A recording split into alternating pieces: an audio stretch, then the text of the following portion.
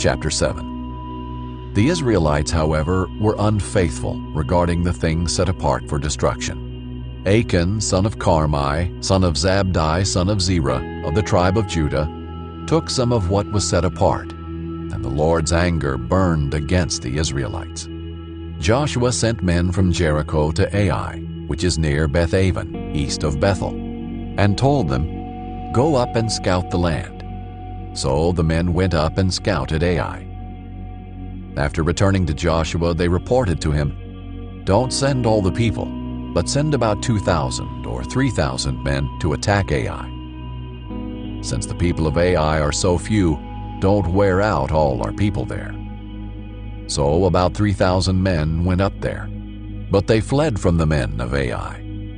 The men of Ai struck down about 36 of them and chased them from outside the city gate to the quarries, striking them down on the descent.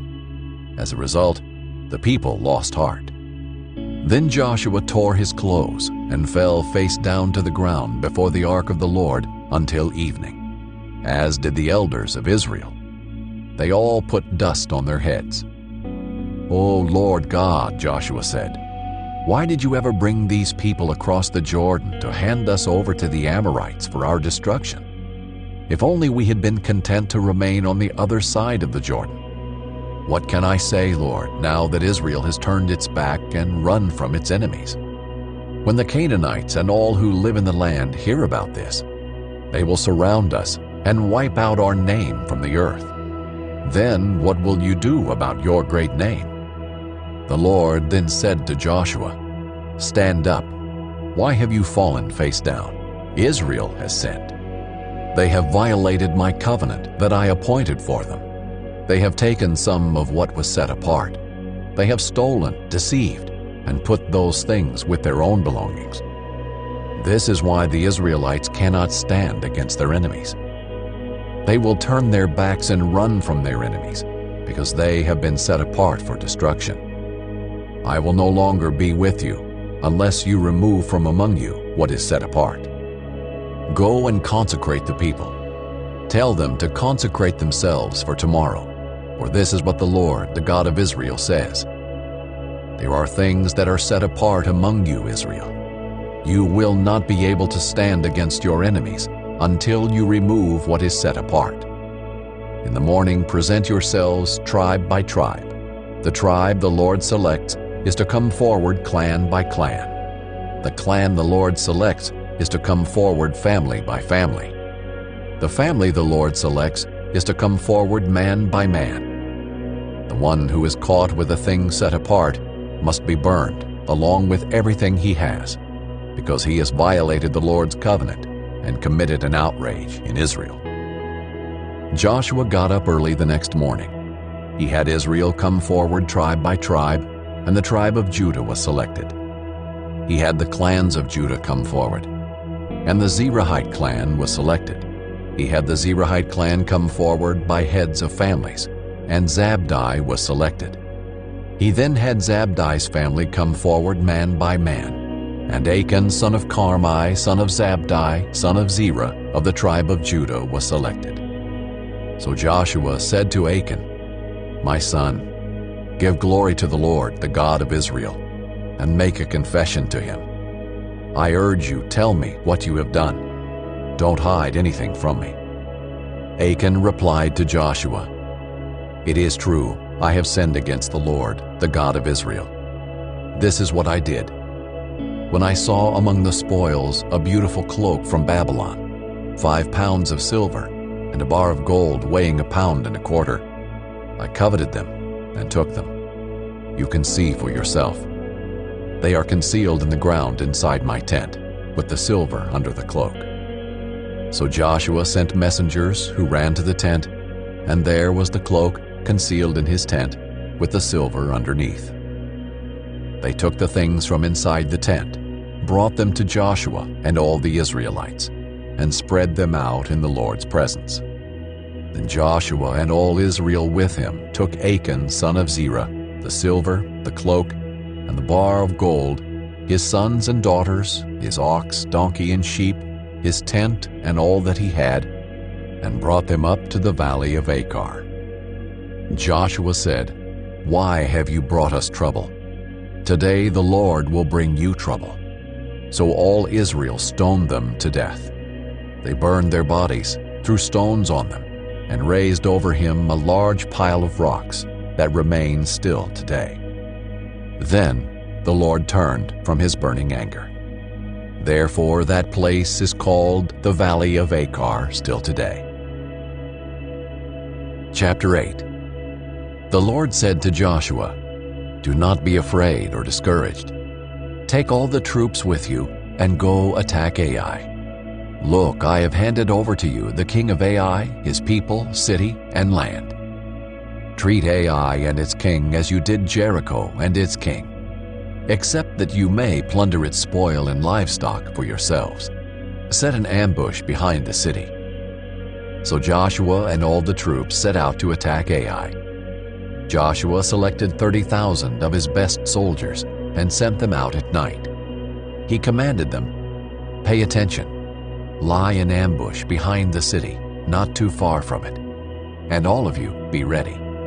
Then I and all the people who are with me will approach the city. When they come out against us as they did the first time, we will flee from them. They will come after us until we have drawn them away from the city, for they will say, 'They are fleeing from us as before.' While we are fleeing from them, you are to come out of your ambush and seize the city. The Lord your God will hand it over to you.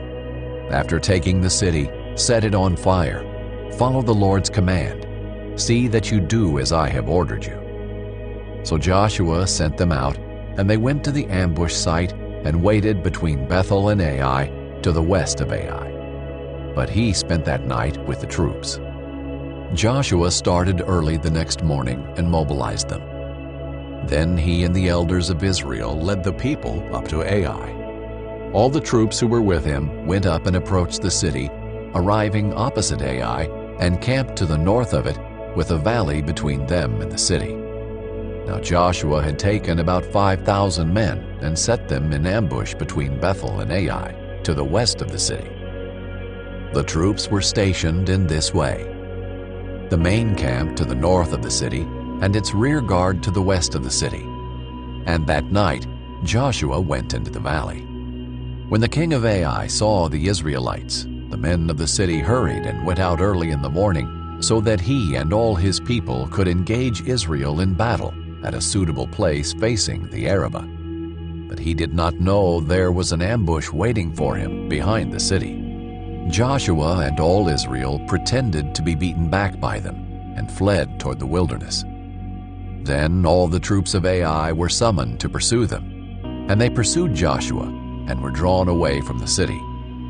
Not a man was left in Ai or Bethel who did not go out after Israel, leaving the city exposed while they pursued Israel.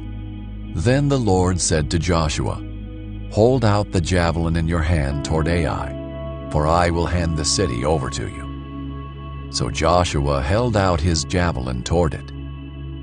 When he held out his hand, the men in ambush rose quickly from their position. They ran, entered the city, captured it, and immediately set it on fire. The men of Ai turned and looked back, and smoke from the city was rising to the sky. They could not escape in any direction, and the troops who had fled to the wilderness now became the pursuers. When Joshua and all Israel saw that the men in ambush had captured the city and that smoke was rising from it, they turned back and struck down the men of Ai.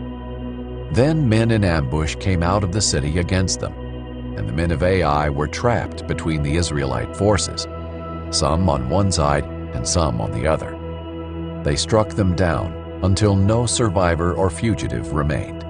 But they captured the king of Ai alive and brought him to Joshua. When Israel had finished killing everyone living in Ai who had pursued them into the open country, and when every last one of them had fallen by the sword, all Israel returned to Ai and struck it down with the sword. The total of those who fell that day, both men and women, was 12,000, all the people of Ai. Joshua did not draw back his hand that was holding the javelin until all the inhabitants of Ai were completely destroyed. Israel plundered only the cattle and spoil of that city for themselves, according to the Lord's command that he had given Joshua. Joshua burned Ai and left it a permanent ruin, still desolate today.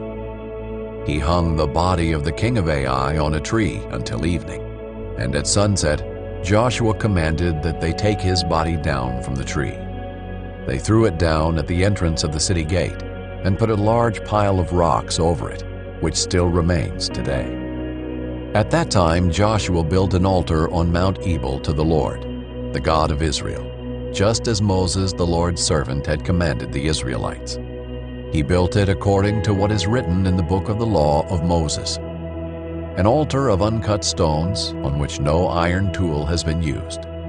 Then they offered burnt offerings to the Lord and sacrificed fellowship offerings on it. There on the stones Joshua copied the law of Moses, which he had written in the presence of the Israelites.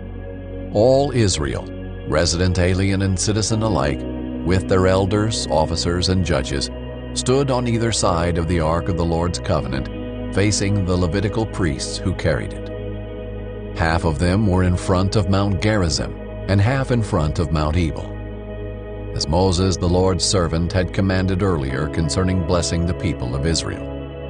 Afterward Joshua read aloud all the words of the law, the blessings as well as the curses, according to all that is written in the book of the law.